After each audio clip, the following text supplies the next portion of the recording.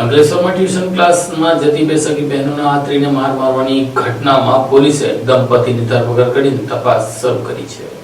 Ankleshwar જેડીસીના garden city road ઉપર tuition જતી બે સગીર વયની સગી બહેનો પર ક્રિકેટના બેટ અને ચપ્પલ વડે હુમલો કરવાના બનાવમાં બી ડિવિઝન પોલીસે મુખ્ય આરોપી પિતા અને તેની પત્નીની ધરપકડ કરી કાયદેસરની કાર્યવાહી હાથ ધરી છે. પોલીસે હુમલામાં વપરાયેલી કાર અને ક્રિકેટના બેટ પણ કબજે કર્યો છે. પોલીસના જણાવ્યા મુજબ શાળામાં કોઈ બાબતે વિદ્યાર્થીઓ વચ્ચે થયેલા ઝઘડાની અદાવતમાં આરોપી પરિવાર બંને બહેનોના ઘરે ઠપકો આપવા ગયો હતો. ત્યારબાદ બંને બહેનો મોપેડ પર ટ્યુશન જવા નીકળી હતી. આરોપી પરિવારે તેમનો પીછો કર્યો હતો. ગાર્ડન સિટી રોડ ઉપર કાર આડી મૂકી બંનેને રોકી દેવામાં આવી હતી. આરોપી પિતાની ઉશ્કેરણીથી માતા, દાદી અને દીકરીએ ક્રિકેટના બેટ તથા ચપ્પલ વડે બંને બહેનો પર હુમલો કરી ઈજા પહોંચાડી હતી. સમગ્ર ઘટનાના સીસીટીવી ફૂટેજ પણ સામે આવ્યા હતા, જે સોશિયલ મીડિયામાં વાયરલ થયા બાદ મામલો ચર્ચાનો વિષય બન્યો હતો. ઘટનાની જાણ થતા બી ડિવિઝન પોલીસ તાત્કાલિક સ્થળ ઉપર પહોંચી હતી અને તપાસ શરૂ કરી હતી. તપાસ દરમિયાન ગોલ્ડન પોઈન્ટ વિસ્તારના રહેવાસી ગુરુદેવ ઉર્ફે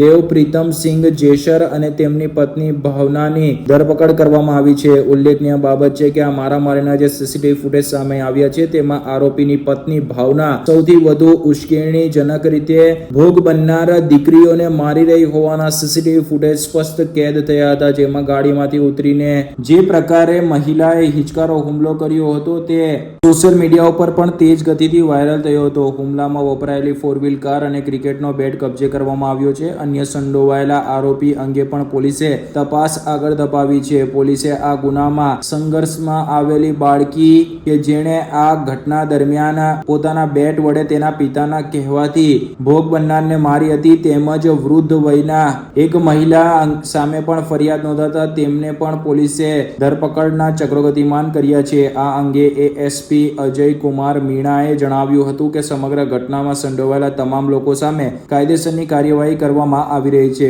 ઉલ્લેખનીય છે કે જે પ્રકારે પોલીસે કાર્યવાહી કરી છે તે જોતા હવે આગામી દિવસમાં આવી શાળાની વિદ્યાર્થીઓ વચ્ચેની બાબતોમાં આ પ્રકારે હુમલો કરતા પહેલા લોકો પણ 10 વાર વિચારતા થઈ જશે.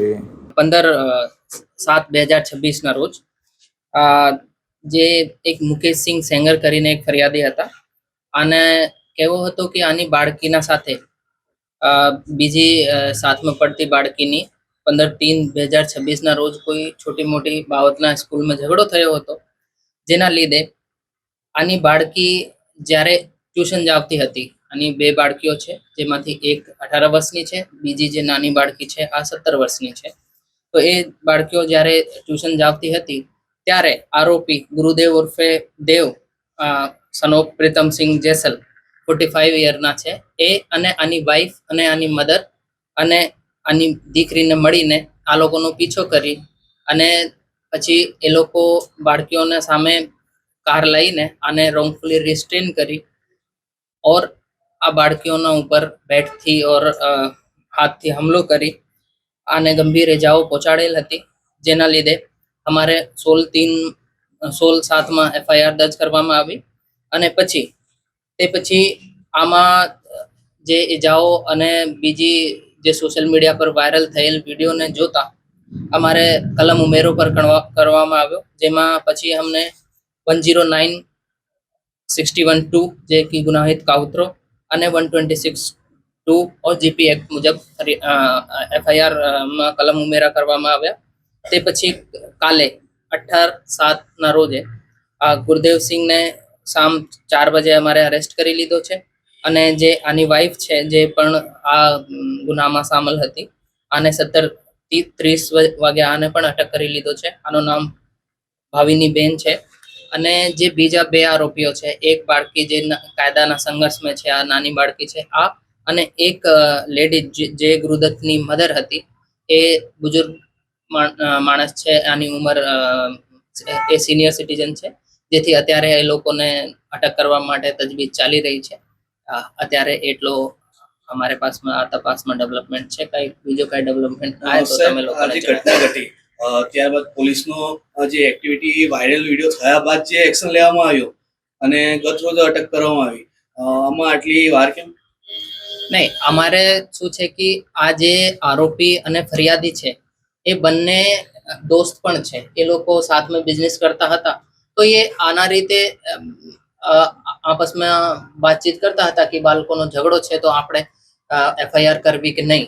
તો એ લોકો અમે સિમ્પલ જણાવ્યું. પછી આ જે ફરિયાદી છે આના કંઈથી વિડીયો જઈને રૂટ પર ત્યાં GIDC ના જે સર્વર છે આમાંથી આ વિડીયો લીધો અને તે પછી આ લોકોને ગંભીરતા માલુમ પડી અને અમે પણ જાણ કરી. તો અમે તુરંત જ કલમ ઉમેરો કરીને આ લોકોને અરેસ્ટ કરી લીધા. બાળકોનો જે ઝઘડો છે કઈ બાબતનો હતો એવું તપાસમાં આવ્યું છે?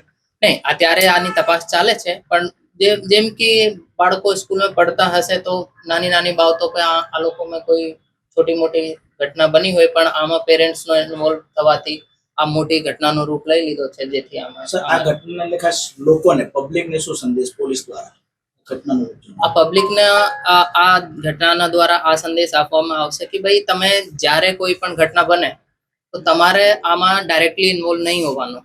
પોલીસ છે, તંત્ર છે, આને જાણ કરવી અને કાયદાનું પાલન કરવું. તમારે ડાયરેક્ટ કોઈ ચીજમાં તમે ઇન્વોલ્વ થઈ જાઓ છો તો આથી કાયદાનો જે છે આ ડિસ્ટર્બ થાય છે, જે અમારે માટે બહુ અઘરું વિષય છે. એટલી સમજ અમારે કરવામાં આવે છે.